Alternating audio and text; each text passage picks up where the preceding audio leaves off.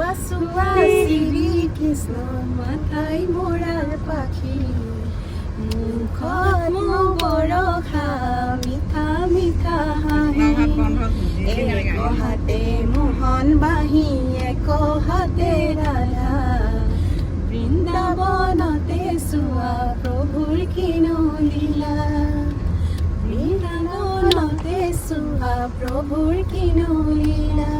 নমস্কাৰ, PK entertainment চেনেলটোলৈ আপোনালোকক পুনৰবাৰ স্বাগতম জনাইছোঁ।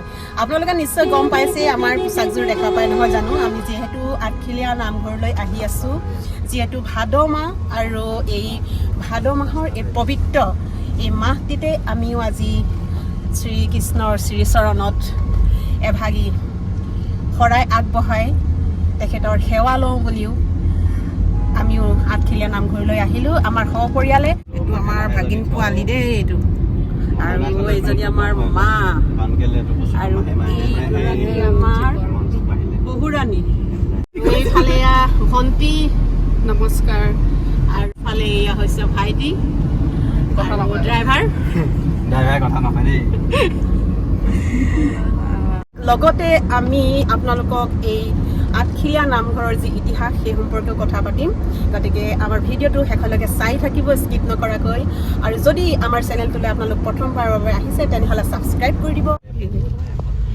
আমি এতিয়া গোলাঘাট টাউনৰ পৰা ফৰকাটিং জংচন হৈ আহি আছোঁ, অৰ্থাৎ গোলাঘাট টাউনৰ পৰা প্ৰায় 18 কিলোমিটাৰমান দূৰ হ'ব আঠখেলীয়া নামঘৰলৈ। আৰু এয়া ফৰকাটিং জংচন আমি পাইছোঁহি, আৰু ফৰকাটিং জংচনৰ পৰা আৰু প্ৰায় 12 কিলোমিটাৰমান দূৰত ঘিলাধাৰী মৌজাৰ বচা গাঁৱত এই আঠখেলীয়া নামঘৰ অৱস্থিত। আঠখেলীয়া নামঘৰলৈ আমি আগতেও আহিছোঁ এই ভাদ মাহত যিহেতু যথেষ্ট ভক্তগণৰ সমাগম ঘটে আৰু ইয়াত বিৰতি বাট নোপোৱাৰ অৱস্থা হয়। আজিও আমি গৈ আছোঁ এই ভাদ মাহৰ আজি 23 তাৰিখ, আৰু আজিও বোধ কৰোঁ তেনেকুৱা এটা পৰিৱেশেই নিশ্চয় আমি দেখিবলৈ পাম।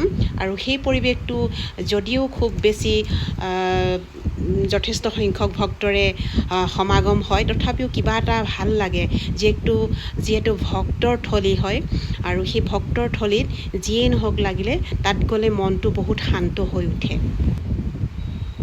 এয়া আদৰণি গেট কেইবাখনো আপোনালোকে দেখিবলৈ পাব, ঠায়ে ঠায়ে আদৰণি গেট দিয়া হৈছে বিভিন্ন দল সংগঠনে। আৰু খন্তেক সময় পিছতে আমি নামঘৰৰ সিংহদ্বাৰত উপস্থিত হ'মগৈ। আমাৰ অসমত এনেকুৱা লোক নাই যি আঠখেলীয়া নামঘৰৰ নাম শুনা নাই। সঁচাকৈ এই নামঘৰৰ যথেষ্টখিনি ইতিহাসো নথকা নহয়। পূৰ্বতে এই নামঘৰ হৰি মন্দিৰ হিচাপে জনাজাত আছিল, কিন্তু পিছলৈ বৈষ্ণৱ ধৰ্মৰ পন্থা অনুসৰি এই হৰি মন্দিৰৰ ঠাইত নামঘৰলৈ ৰূপান্তৰিত কৰি আঠখেলীয়া নামঘৰ নামেই বৰ্তমান জনাজাত। আৰু ছাইডৰ এই স্কুলখনৰ ফিল্ডতে আমাৰ গাড়ী পাৰ্কিং কৰিবলৈ নিৰ্দেশ দিছে। আঠখেলীয়া অৰ্থাৎ 8টা খেলৰ সমষ্টি। প্ৰথম অৱস্থাত আঠকুৰীয়া বুলি কোৱা হৈছিল, যিহেতু কুৰি মানে হৈছে চুবুৰী, অৰ্থাৎ প্ৰথম অৱস্থাত সেই অঞ্চলত থকা 8টা কুৰিৰ লগ লাগি একেলগে সামাজিক যি ধৰ্মীয় কাম কাজ আছিল সেইখিনি তেওঁলোকে একেলগে লগ লাগি কৰিছিল, আৰু পিছলৈ খেল হিচাপে পৰিণত কৰা হৈছিল, আৰু বৰ্তমান আঠখেলীয়া নামঘৰ হিচাপে নামাকৰণ কৰা হৈছিল।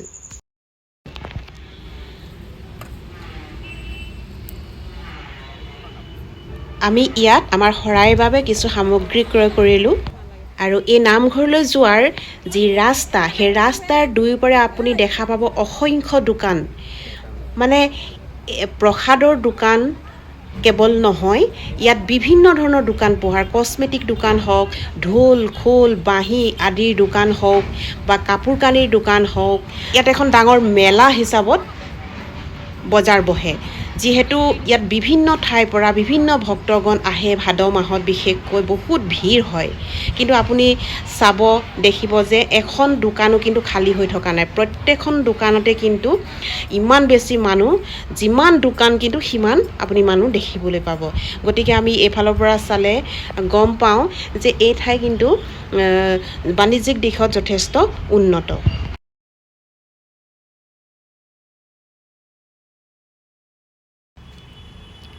চাওকচোন কি সুন্দৰ এটা পৰিৱেশ চাৰিওফালে হৰিনামৰ ধ্বনিৰে বিৰাজিত কৰি থকা এনে এটা মধুৰ মুহূৰ্ত আপোনালোকেও এবাৰ অনুভৱ কৰি চাবহি বিশেষকৈ ভাদ মাহত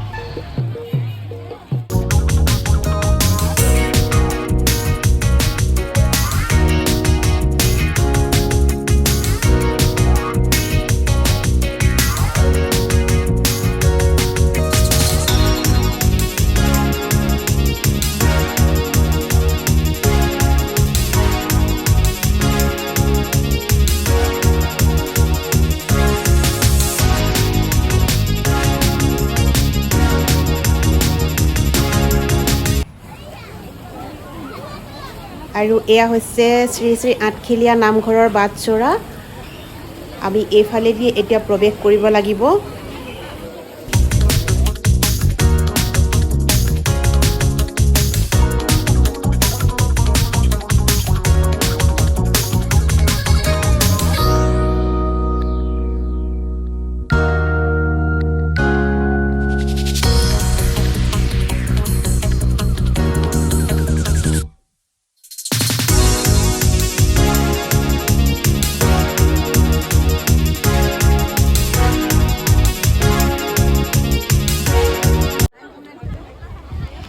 এতিয়া আমি আমাৰ শৰাই দ্ৰব্যসমূহ জমা দিব লাগিব এইফালে এয়া লিখা আছে প্ৰসাদ দিয়া স্থান এইটো এটা বিশাল শাৰী এয়া দেখা গৈছে ভক্তসকল লাইন লাইনকৈ ৰৈ আছে আৰু এইফালে লিখা আছে শৰাই দ্ৰব্য দিয়া স্থান অৰ্থাৎ শৰাইৰ বাবে যি আমি সামগ্ৰী আনিছোঁ এই লাইনত গ'লে তাত জমা দিব লাগিব আৰু আনহাতে ইটো লাইনত আছে প্ৰসাদ দিয়া স্থান এতিয়া আমি আমাৰ দ্ৰব্যসমূহ ইয়াতে দিব বিচাৰিম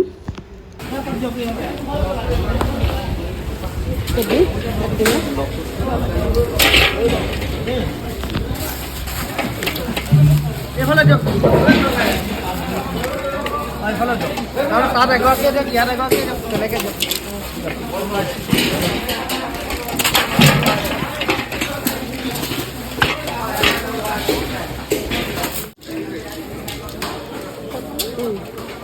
ইয়াতে দিব লাগিব ন দান পাতৰ শৰাই মূল্যটো হয় নাই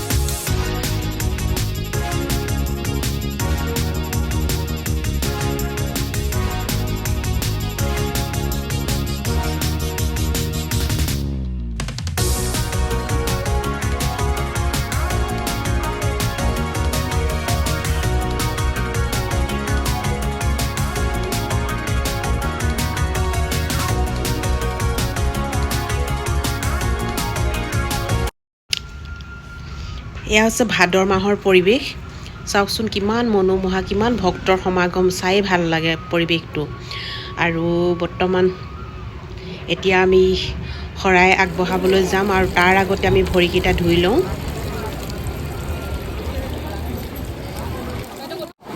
কেলে ফালুৰি কাটি গুচি যায় বাৰু এইখিনিতে থাকে মানুহ সেয়া দেখা পালে আপোনালোকে আমাৰ লগত অহা আমাৰ ফেমিলি মেম্বাৰ ইতিমধ্যে হেৰাই গৈছে তেওঁলোকক বিচাৰি পোৱাটো সম্ভৱ নহয় কিন্তু যা হওক তেওঁলোকৰ হাতত মোবাইল আছে গতিকে আমি কোনোবা এটা সময়ত মোবাইল ফোন কৰি তেওঁলোকক খবৰ ল'ম আৰু ইতিমধ্যে এনাউন্স কৰি থকা আপোনালোকে শুনিবলৈ পাইছে যে কাৰোবাৰ মোবাইল হেৰাইছে মানিবেগ হেৰাইছে গতিকে ইমান যথেষ্ট ভিৰ হৈছে যে ইয়াত মোবাইল ফোন মানিবেগ খুব সাৱধানে ৰাখিব লাগিব আৰু এইফালে ইয়াত বন্তি প্ৰজ্বলন গৃহ হয় এই বন্তি প্ৰজ্বলন গৃহটো ইমান বেছি ভিৰ হৈছে তাত বন্তি জ্বলোৱাৰ কোনো ঠাই নাই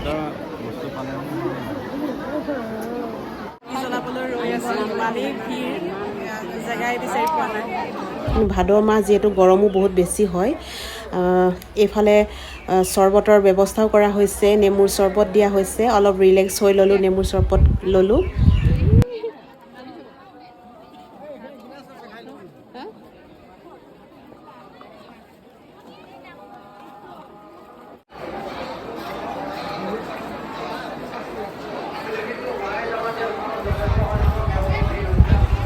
আৰু এইফালে আপোনালোকক বাহিৰৰ পৰিৱেশটো দেখুৱাবলৈ চেষ্টা কৰিছোঁ। এয়া হৈছে নামঘৰৰ বাহিৰৰ পৰিৱেশ। বাহিৰ ভিতৰ কোনো কথা নাই, সকলোতে মানুহৰ কেৱল ভিৰ, ভক্তগণৰ ভিৰ।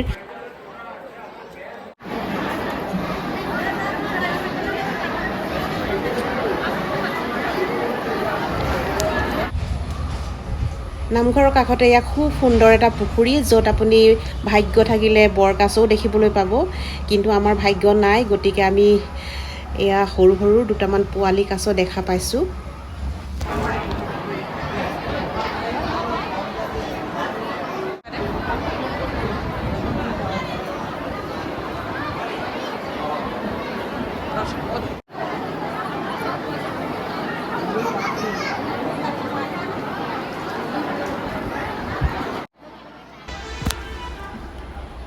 এয়া নামঘৰৰ ভিতৰ চোৱা আপোনালোক দেখুৱাবলৈ চেষ্টা কৰিছোঁ। আইসকলে এয়া ভকতসকলৰ পৰা সেৱা গ্ৰহণ কৰিছে, আশীষ গ্ৰহণ কৰিছে। আৰু এয়া হৈছে ভিতৰৰ চোৱাৰ এয়া মণিকূট, আৰু মণিকূটৰ দুয়োফালে এয়া অক্ষয়বন্তি জ্বলি আছে।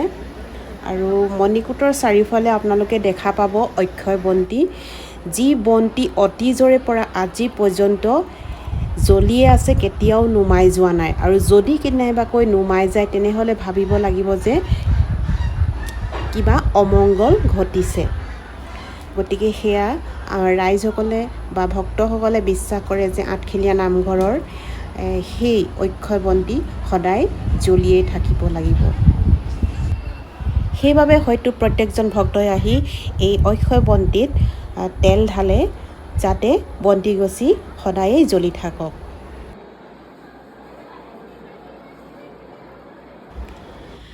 আমি যদি ইতিহাসলৈ ঘূৰি চাওঁ তেনেহ'লে এই আঠখেলীয়া নামঘৰ ভাগ কোনে প্ৰথম সজাইছিল সেয়াৰ সঠিক তথ্য আজিও পোৱা নাযায়। কিন্তু পণ্ডিতসকলে আকৌ ক'ব বিচাৰে যে গদাপানীয়ে এই আঠখেলীয়া নামঘৰ সজাইছিল প্ৰথম।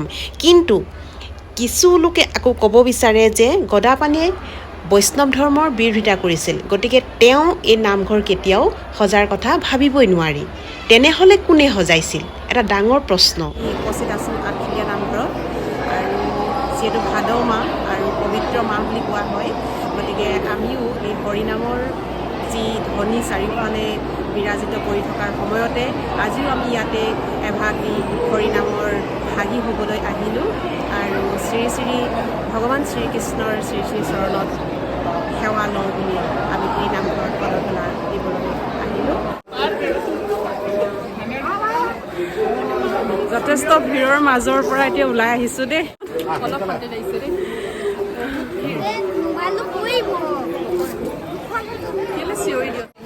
যথেষ্ট ৰ'দ, ভাদ মাহৰ যিহেতু ৰ'দত যথেষ্ট কষ্টও হয়।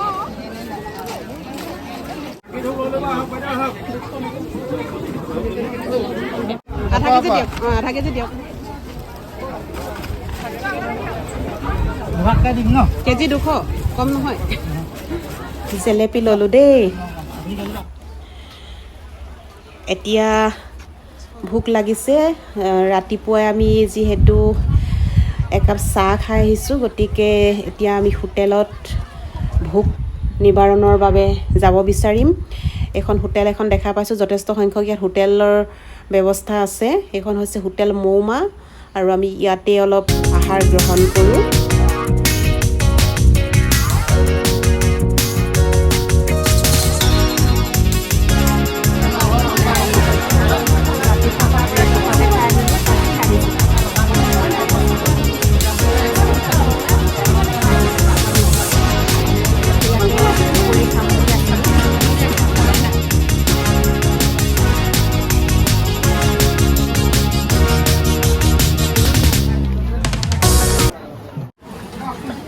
খোৱা খোৱা।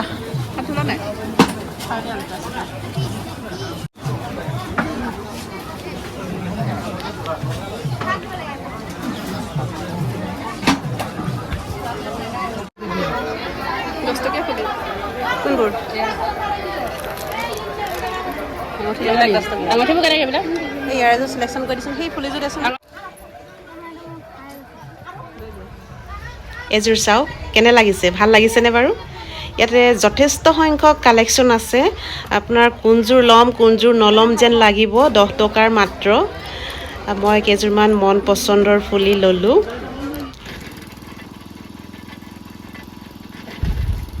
যথেষ্ট গৰম গতিকে কুঁহিয়াৰ অলপ জুচ লৈ লওঁ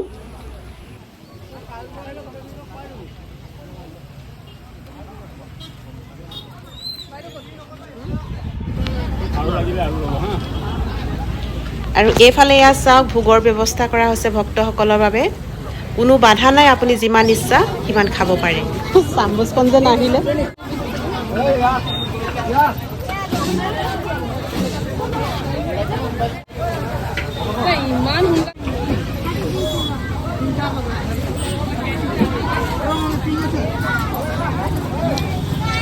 ইমান ধুনীয়া পায়স বনাইছে জীৱনত প্ৰথম খালোঁ দেই খাইছ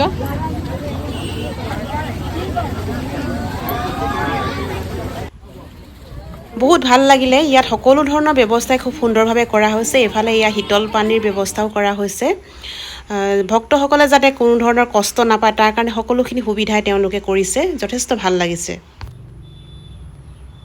আৰু ইয়া পাৰ্কিঙৰ পৰা আমি ওলাই যাব বিচাৰিছোঁ গতিকে তেওঁলোকক আমি দিব লগা হৈছে পাৰ্কিঙৰ বাবদ 50 টকা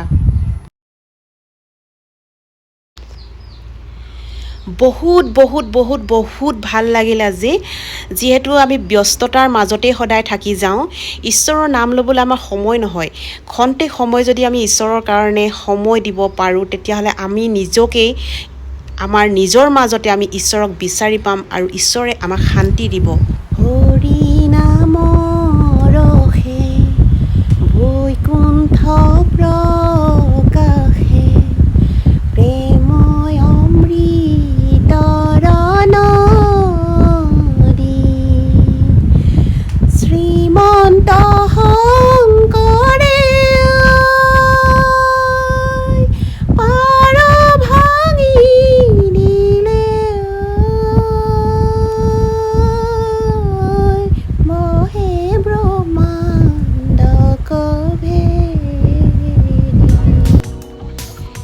এতিয়া আমি ঘৰৰ অভিমুখে কিন্তু ঘৰলৈ যোৱাৰ আগতেই আমি অলপ ৰিলেক্স হৈ আহোঁ গোলাঘাটৰ বীৰাংগনা সাধনী কলাক্ষেত্ৰত বলকচোন অলপ এনজয় কৰি আহোঁ আজিৰ ভিডিঅ'টো আছিল ইমানেই নেক্সট ভিডিঅ'ত আপোনালোকক লৈ যাম বীৰাংগনা সাধনী কলাক্ষেত্ৰলৈ যদি ভিডিঅ'টো ভাল পালে তেনেহ'লে এটা লাইক কৰিব শ্বেয়াৰ কৰিব আৰু ছাবস্ক্ৰাইব কৰি দিবলৈ নাপাহৰিব আজিলৈ আহোঁ বাই বাই